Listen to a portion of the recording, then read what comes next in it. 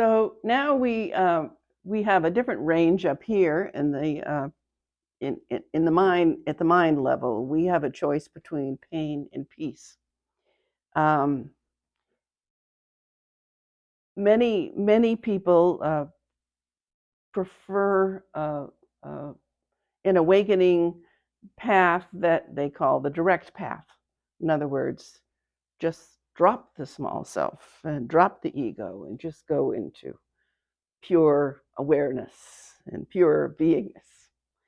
And Jack Kornfield, the Buddhist teacher, wrote a book which has a wonderful title, which is After the Ecstasy, the Laundry. And he gives many examples there of enlightened people from around the world, including the Dalai Lama, who talk about they have experiences of awakening, of pure being, of rapture, of some of them stay in it for months, and then they have to come back and they have to deal with the laundry of life. They have to deal with their relatives. They have to, deal with the stock market or whatever it is. They have to deal with the dream. And um, I think the direct path is actually it's only a direct path because it's only one moment. If there's only one moment, and that moment you're there, right? But we have a very strong investment in time, linear time. So the thing to know about the reason why we don't just immediately wake up and go into the rapture, because who wouldn't want to be in rapture rather than be in pain, is that this is delicious. Being an individual is delicious. Having my own private mind, my own private thoughts, my own private volition, that is that's the ego's precious. It's absolutely vital. And no matter how miserable the experience is down here, in fact, the more miserable, the better. I mean, that fits into the whole thing. Um, we're not ready to give it up.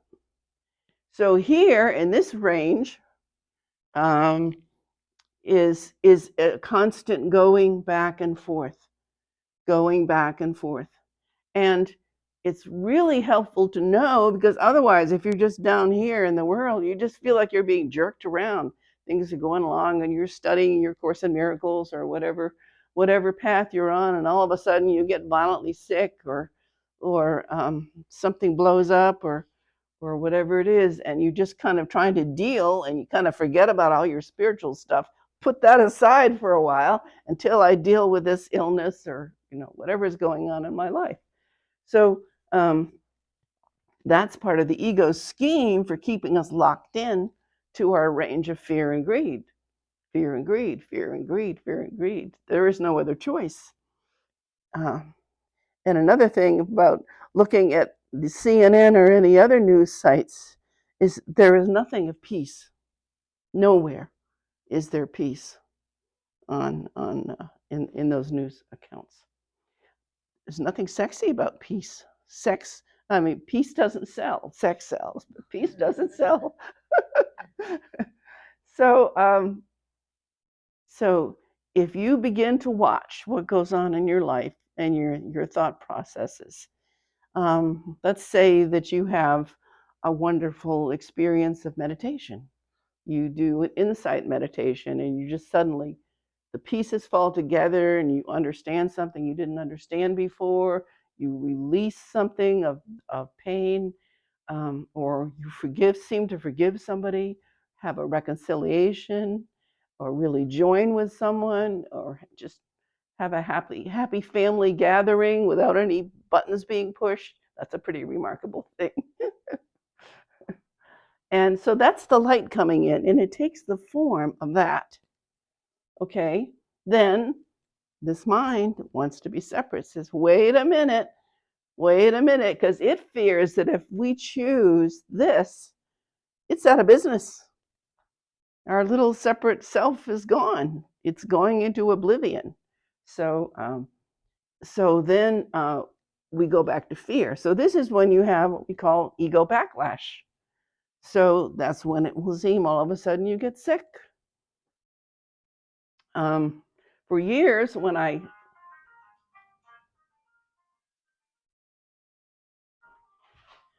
for years, see, he's called away. He didn't want to hear this.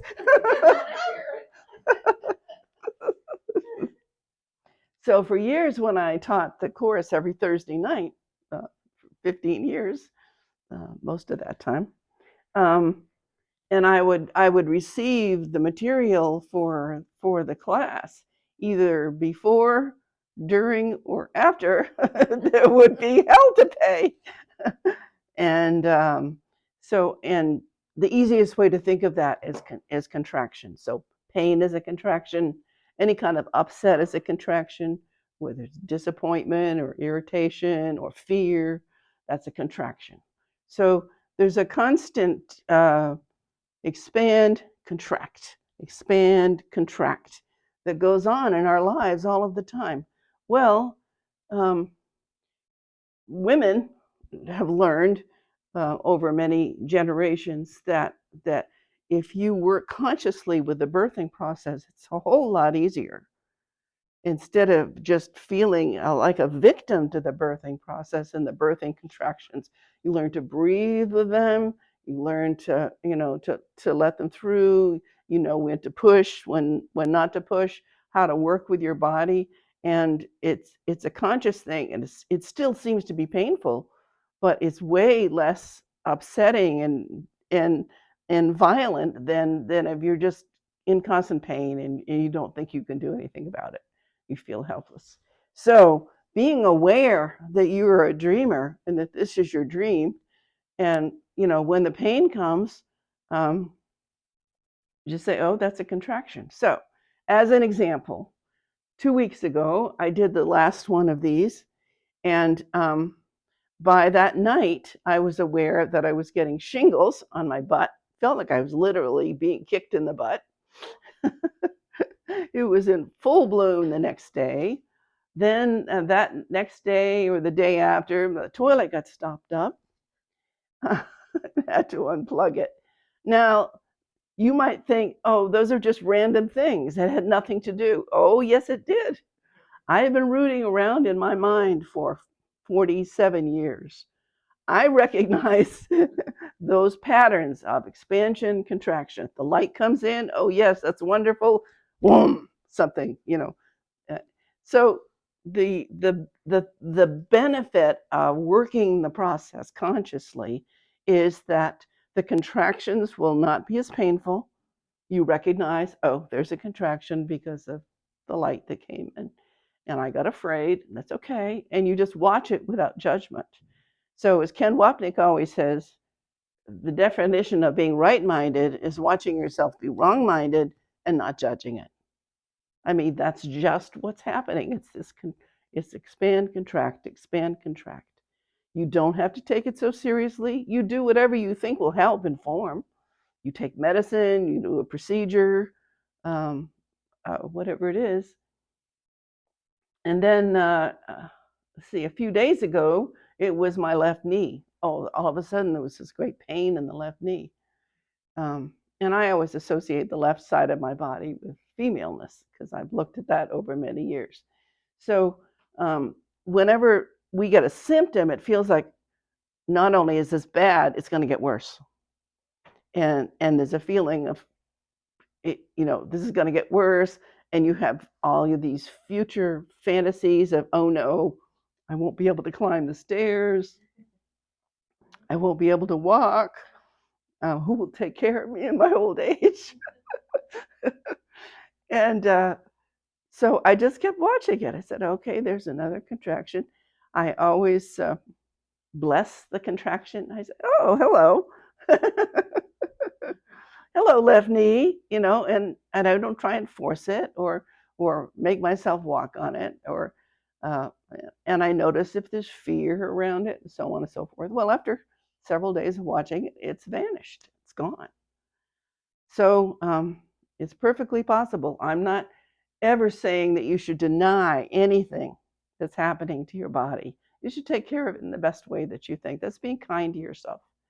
But if you can have the awareness of what's going on that is coming from your own mind. All these symptoms, all these upsets, all these things that blow up seemingly in your life are coming from your own mind. You have a hidden motive, as we talked about last time, a hidden motive to get the mind out of the mind and down into the world of the mindless.